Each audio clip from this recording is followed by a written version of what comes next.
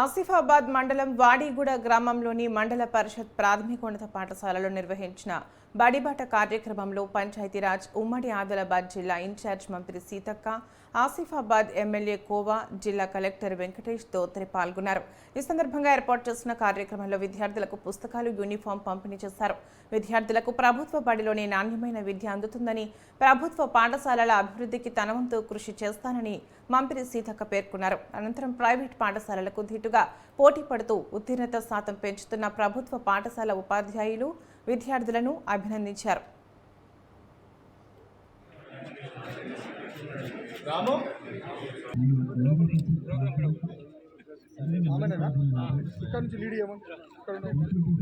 మీరు ప్రైవేట్ స్కూళ్ళలో కాదు, ఈ అంగన్వాడీ సెంటర్లలోనే ఇప్పటి నుంచి ABCDలు ఇంగ్లీష్ విద్యను ప్రవేశపెట్టినాము.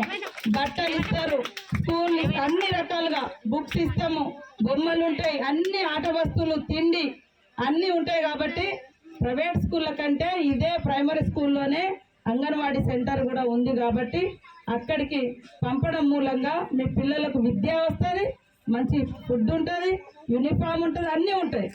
అదేవిధంగా మహిళా సంఘాలు కూడా ఈరోజు ఆదర్శ పాఠశాలలు, అమ్మ ఆదర్శ పాఠశాలలు కూడా మరి ఉండాలని మీకు ఇక్కడికి వచ్చేటువంటి వర్క్స్ అన్ని కూడా సీఎం రేవంత్ రెడ్డి గారు మీకే ఇవ్వడం జరుగుతుంది. దానిలో భాగంగానే ఈరోజు మన స్కూలు మరి అద్భుతంగా మీరందరూ కూడా తయారు చేసుకున్నారు.